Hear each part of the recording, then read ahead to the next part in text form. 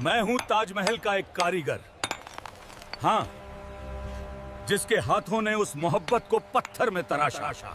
आज मैं तुम्हें सिर्फ एक इमारत की नहीं, बल्कि इन सफेद दीवारों में कैद दर्द, जुनून और राजों की कहानी सुनाने आया हूं। अगर सच सुनने की हिम्मत है तो इसे अंत तक जरूर सुनना। भारत के आगरा शहर में यमुना नदी के किनारे खड़ी एक ऐसी इमारत जिसे वक्त ने भी झुककर सलाम किया है। दुनिया इसे ताजमहल कहती है, लेकिन हमारे लिए यह सिर्फ एक मकबरा नहीं, बल्कि पत्थर में कैद एक चीख है, एक ऐसा आंसू जो 400 साल पहले गिरा था और आज भी सूखा नहीं है। यह कहानी शुरू होती है एक बादशाह से नहीं, बल्कि एक 15 साल के लड़के से, जिसका नाम था शाहजहां। उस दिन उसने पहली बार एक लड़की को देखा, मुमताज महल, और उसी पल उसने अपना दिल हार दिया। लेकिन हमें क्या पता था कि यह मोहब्बत एक दिन दुनिया की सबसे खूबसूरत और सबसे दर्दनाक इमारत को जन्म देगी। साल 1631, वह दिन जब मुमताज महल ने इस दुनिया को अलविदा कहा, और उसी दिन एक बादशाह टूट गया। कहते हैं कि उस रात शाहजहां ने खुद को कमरे में बंद कर लिया था। 8 दिन तक ना खाना ना पानी, सिर्फ सन्नाटा और रोने की आवाजें। जब दरवाजा खुला तो एक बादशाह नहीं, बल्कि एक टूटा हुआ इंसान बाहर आया, और उसी दिन एक फैसला लिया गया, एक ऐसा मकबरा बनेगा जो वक्त को भी चुनौती देगा। साल 1632 हमें बुलाया गया, दुनिया के हर कोने से, फारस, तुर्की, समरकंद और हिंदुस्तान के हर हिस्से से 20,000 से ज्यादा मजदूर, सैकड़ों कारीगर, और हम सबके ऊपर एक ही जिम्मेदारी, एक ऐसा ख्वाब बनाना जो जन्नत जैसा हो। लेकिन सबसे बड़ी चुनौती क्या थी? जमीन। यमुना नदी के किनारे की नरम दलदली जमीन, जहां इतनी भारी इमारत खड़ी करना नामुमकिन था। लेकिन मुगल इंजीनियरों ने हार नहीं मानी। उन्होंने जमीन में गहरे गहरे कुएं खोदे, सैकड़ों कुएं, और उन्हें पत्थरों और लकड़ी से भर दिया ताकि नींव मजबूत बन सके। आज भी मॉडर्न इंजीनियर इस तकनीक को देखकर हैरान रह जाते हैं। फिर शुरू हुआ असली काम, पत्थरों का सफर। राजस्थान के मकराना से सफेद संगमरमर लाया गया, जो इतना शुद्ध था कि चांदनी में चमक उठे। लेकिन समस्या थी 400 किलोमीटर की दूरी, ना ट्रक ना ट्रेन, सिर्फ हाथी और इंसान। लगभग 1000 हाथियों की फौज, भारी भरकम बैलगाड़ियां और हजारों मजदूर दिन रात चलते रहते थे।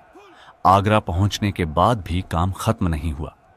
गुंबद तक पत्थर पहुंचाने के लिए 15 किलोमीटर लंबा मिट्टी का रैंप बनाया गया। हम उस पर धीरे धीरे पत्थर ऊपर ले जाते थे। कई बार लोग फिसल जाते, कई बार जान भी चली जाती, लेकिन काम नहीं रुका, क्योंकि यह सिर्फ इमारत नहीं थी, यह बादशाह का वादा था। लेकिन क्या तुम्हें पता है, ताजमहल सिर्फ सुंदर नहीं है, यह एक इल्यूजन है। जब तुम मुख्य द्वार से अंदर जाते हो तो यह छोटा दिखाई देता है, और जैसे जैसे तुम आगे बढ़ते हो यह बड़ा होता जाता है।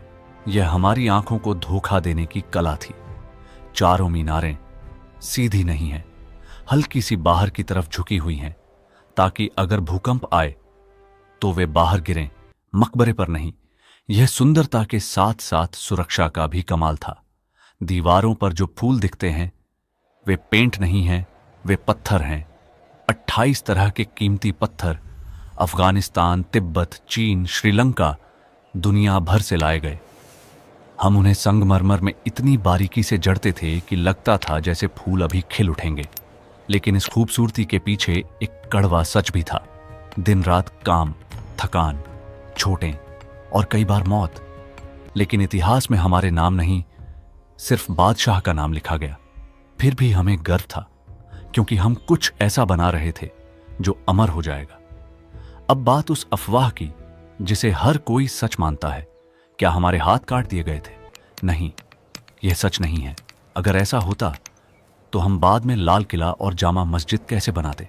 सच यह है कि हमसे एक वादा लिया गया था कि हम ऐसा काम कहीं और नहीं करेंगे, और बदले में हमें जिंदगी भर सुरक्षा दी गई। लेकिन कहानी यहीं खत्म नहीं होती। ताजमहल के नीचे 22 कमरे हैं, बंद कमरे, जिनके दरवाजों पर ताले लगे हैं। कोई नहीं जानता अंदर क्या है।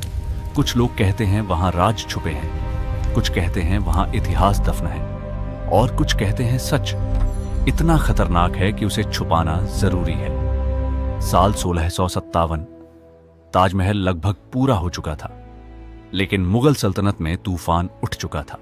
तख्त के लिए जंग, और इस बार दुश्मन कोई और नहीं बल्कि खुद का बेटा था, औरंगजेब। उसने अपने ही पिता को कैद कर लिया। आगरा के किले में एक ऐसे कमरे में जहां से सिर्फ एक चीज दिखाई देती थी, ताजमहल।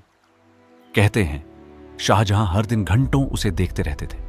वही इमारत जो उन्होंने अपनी मोहब्बत के लिए बनाई थी, अब वही उनकी आखिरी याद बन गई थी। वक्त बीतता गया और एक दिन 1666 की ठंडी सुबह एक बादशाह ने आखिरी सांस ली। उसकी नजरें यमुना के उस पार थीं जहां उसकी मोहब्बत सो रही थी। आज जब तुम ताजमहल देखने जाते हो तो जो कब्रें तुम्हें दिखाई देती हैं वे असली नहीं हैं। असली कब्रें नीचे एक साधारण कमरे में हैं जहां ना हीरे हैं ना सोना, सिर्फ सन्नाटा है, क्योंकि मौत के बाद बादशाह और फकीर में कोई फर्क नहीं होता। लेकिन एक बात आज भी सवाल बनकर खड़ी है, क्या ताजमहल सिर्फ प्यार की निशानी है या यह एक ऐसी कहानी है जिसमें दर्द, राजनीति और बलिदान भी छुपा है? मैं हूं ताजमहल का कारीगर। मैंने इस जन्नत को अपने हाथों से बनाया, लेकिन इसकी हर दीवार में हमने अपना पसीना और कुछ ने अपनी जान भी छोड़ी।